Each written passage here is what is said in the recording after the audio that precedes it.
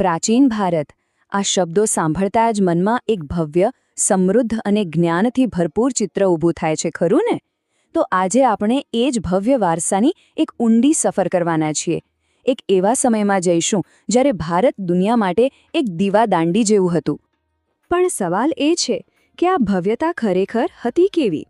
શું એ ફક્ત રાજા મહારાજાઓની મોટી મોટી વાર્તાઓમાં જ હતી કે પછી એની અસર સામાન્ય માણસના જીવન સુધી પહોંચતી હતી? ચાલો આપણે ખાલી તથ્યો નહીં પણ એ સભ્યતાના ધબકારને અનુભવીએ જે ખરેખર પોતાના સમય કરતાં ઘણી આગળ હતી. તો ચાલો ઇતિહાસના પાના ફેરવીએ અને એક એવા સુવર્ણ યુગમાં ડૂબકી મારીએ જેની ચમક આજે પણ આપણી આંખોને આંજી દે છે. આ માત્ર કોઈ ઇતિહાસનો પાઠ નથી પણ આપણા પ્રેરણાદાયી વારસાની એક શાનદાર ઉજવણી છે. સારું, તો કોઈ પણ મહાન સભ્યતાને સમજવી હોય ને તો શરૂઆત એના પાયાથી કરવી પડે. એટલે કે ત્યાંના લોકોનું રોજિંદુ જીવન કેવું હતું અને એમની આર્થિક તાકાત શું હતી. ચાલો સૌથી પહેલાં એ જ જાણીએ.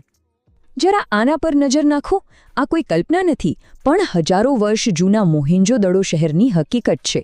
ગ્રીડ પેટર્નમાં ગોઠવાયેલા સીધા રસ્તા, જમીનની અંદર ગટર વ્યવસ્થા અને જાહેર સ્નાનાગાર. અરે આજના શહેરી આયોજનકારોને પણ વિચારતા કરી દે એવી વ્યવસ્થા. આ ખાલી ઈંટોનું શહેર નથી પણ એક અત્યંત વિકસિત અને સંગઠિત સમાજનો જીવતો જાગતો પુરાવો છે. હવે આવા આધુનિક શહેરો તો હતા જ, પણ ભારતનો અસલી આત્મા તો ગામડા અને ખેતીમાં વસતો હતો. મોટાભાગના લોકોનું જીવન ખૂબ જ સરળ હતું. ખેતી એ મુખ્ય આધાર હતો અને રસોઈ કે અનાજના સંગ્રહ માટે માટીના વાસણોનો જ ઉપયોગ થતો. અને આ સાદગીમાં જ એ ભવ્ય સભ્યતાની ખરી તાકાત છુપાયેલી હતી.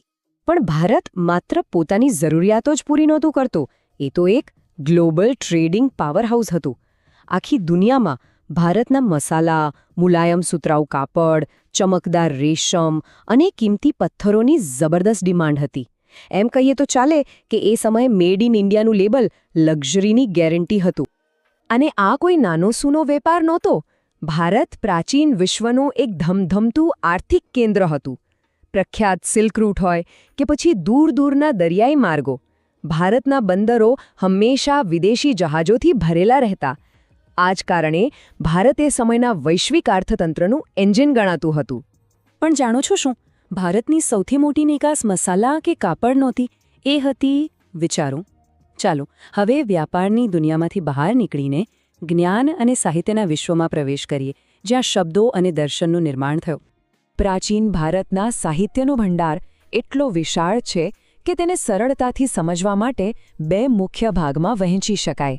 એક તરફ છે ધાર્મિક સાહિત્ય, જે આત્મા, પરમાત્મા અને બ્રહ્માંડના ગહન રહસ્યોની વાત કરે છે.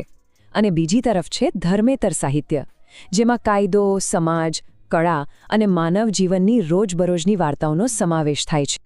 ધાર્મિક વિચારધારાના પાયામાં તો 4 વેદ છે, જે જ્ઞાનના અખૂટ ભંડાર સમાન છે.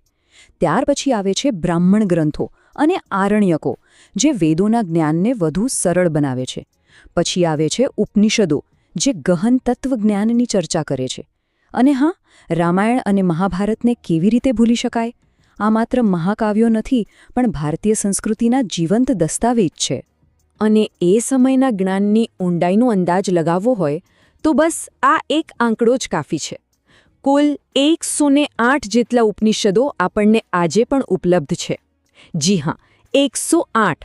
આ સંખ્યા જ બતાવે છે કે જીવનના રહસ્યોને સમજવાની તરસ એ સમાજમાં કેટલી પ્રબળ હતી.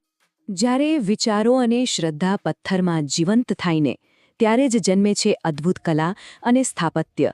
તો ચાલો હવે એ જોઈએ કે પ્રાચીન ભારતના કલાકારોએ પોતાના વિચારો અને પોતાની શ્રદ્ધાને પથ્થરોમાં કેવી રીતે અમર કરી દીધા. ખાસ કરીને મૌર્યકાળમાં બૌદ્ધ ધર્મના પ્રભાવથી 2 પ્રકારના બાંધકામ ખૂબ પ્રચલિત થયા. એક હતો સ્તૂપ, જે એક પવિત્ર ગુંબજ જેવી રચના હતી, જેમાં ભગવાન બુદ્ધ કે અન્ય મહાન સંતોના અવશેષો સાચવવામાં આવતા. અને બીજા હતા વિહાર, જે બૌદ્ધ ભિક્ષુઓ માટે રહેવા, ભણવા અને ધ્યાન કરવા માટેના કેન્દ્રો હતા, જાણે કે એ સમયની યુનિવર્સિટીઝ. અને આ સ્થાપત્યનું સૌથી શ્રેષ્ઠ ઉદાહરણ આપણી સામે જ છે, સાંચીનો મહાન સ્તૂપ. એની ભવ્યતા, એના પરની બારીક કોતરણી અને એની શાંતિ હજારો વર્ષો પછી પણ એ સમયની કલા અને શ્રદ્ધાની વાર્તા કહી જાય છે. શિલ્પકળાની વાત કરીએ તો એ સમયમાં મુખ્યત્વે 2 શૈલીઓ જોવા મળે છે. એક હતી ગાંધાર શૈલી, જેમાં ગ્રીક અને ભારતીય કળાનો એક અદ્ભુત સંગમ, એક ફ્યુઝન જોવા મળે છે. અને બીજી તરફ હતી મથુરા શૈલી, જે એકદમ દેશી, શુદ્ધ ભારતીય કલાની ઓળખ હતી. આ બતાવે છે કે ભારત બહારની દુનિયામાંથી શીખવા માટે હંમેશા તૈયાર હતું. અને પછી આવ્યો ગુપ્તકાળ, જેને ઇતિહાસકારો મંદિર સ્થાપત્યનો ગોલ્ડન એજ એટલે કે સુવર્ણ યુગ કહે છે. આ સમયમાં એકથી એક ચડિયાતા ભવ્ય હિન્દુ મંદિરો બન્યા. અને આ મંદિરોના ઊંચા અને કલાત્મક પ્રવેશદ્વાર, જેને ગોપુરમ કહેવાય છે, તે આ યુગની ખાસ ઓળખ બની ગયા. તો અત્યાર સુધી આપણે જે પણ જોયું, સુવ્યવસ્થિત શહેરો, વૈશ્વિક વેપાર, ગહન સાહિત્ય અને પથ્થરોમાં કંડારાયેલી કવિતા, આ બધા ટુકડાઓને જોડીને ત્યારે પ્રાચીન ભારતનું એક સંપૂર્ણ અને પ્રભાવશાળી ચિત્ર આપણી સામે ઊભું થાય છે. અને આ વાતને આ એક વાક્યમાં કેટલી સરસ રીતે કહેવાય છે. ભારતનો વારસો માત્ર દેશ પૂરતો સીમિત ન રહ્યો. એની સમૃદ્ધિ અને સંસ્કૃતિએ એક ચુંબકની જેમ દુનિયાભરના લોકોને પોતાની તરફ ખેંચ્યા અને તેમને પ્રભાવિત પણ કર્યા. ટૂંકમાં કહીએ તો એક તરફ અત્યાધુનિક શહેરી આયોજન હતું, તો બીજી તરફ આત્માનું ઊંડું ચિંતન. એક તરફ દુનિયાભરમાં વ્યાપાર હતો, તો બીજી તરફ પથ્થરમાં પ્રાણપૂરતી કલા. પ્રાચીન ભારતે ખરેખર એક એવો વારસો બનાવ્યો છે જેની ઊંડાઈ અને તેજસ્વીતા આજે પણ અતુલનીય છે. અને અંતે એક સવાલ જે આપણે સૌએ પોતાની જાતને પૂછવાનો છે. હજારો વર્ષ જૂના આ ભવ્ય વારસામાંથી, એની સૂઝબૂઝ, એની કલા અને એના ઊંડા વિચારોમાંથી આજના આધુનિક યુગ માટે આપણે શું પ્રેરણા લઈ શકીએ? વિચારવા જેવો પ્રશ્ન છે, ખરું ને?